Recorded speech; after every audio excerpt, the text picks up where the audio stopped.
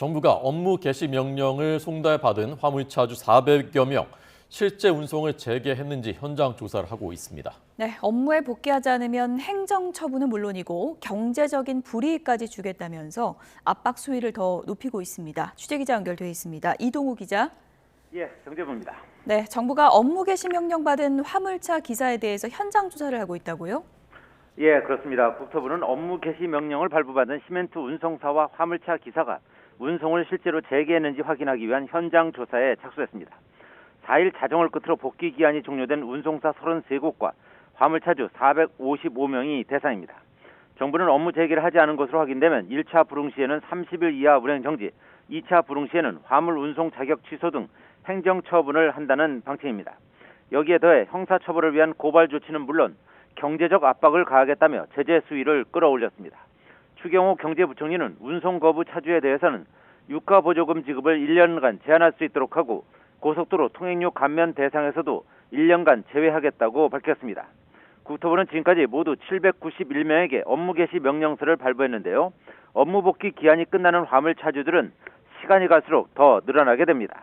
국토부는 오늘까지 현장 조사를 마무리하고 지자체 행정처분 요청과 경찰 수사 의뢰 등의 절차를 진행할 계획입니다. 지자체가 대상자의 소명을 듣는 기간을 고려한다면 실제 처분까지는 시간이 다소 걸릴 것으로 예상됩니다. 네, 산업계의 피해는 지금 어느 정도입니까? 예, 업무 개시 명령 발부 이후 항만 물동량은 회복되고 있는데요. 정유와 철강업계 피해는 계속 확산하고 있는 상황입니다. 어제 오후 기준 휘발유 재고가 떨어진 주유소는 96곳으로 이 가운데 56곳이 수도권에 집중돼 있습니다. 철강업계는 최근 제품 출하에 차질을 빚은 규모가 1조 원이 넘어섰다고 추정하고 있습니다. 여기에 석유화학 제품도 출하량이 평소에 20%대로 떨어지면서 출하 차질 규모가 1조 원을 넘을 것으로 보여 업무 개시 명령 추가 발동 후보로 거론됩니다. 정부는 이르면 오늘 국무회의에서 정유와 철강 분야 등에 대해 추가 업무 개시 명령을 내리는 방안을 검토하고 있습니다.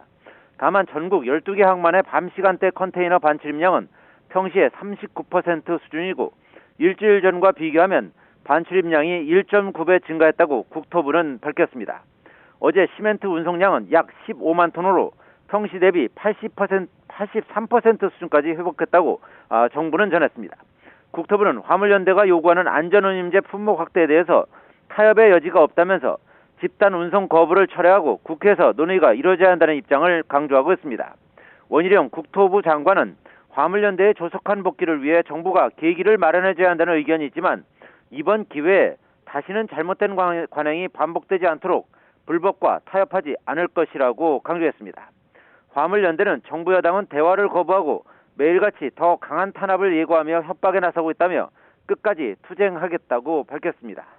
지금까지 경제부에서 YTN 이동호입니다.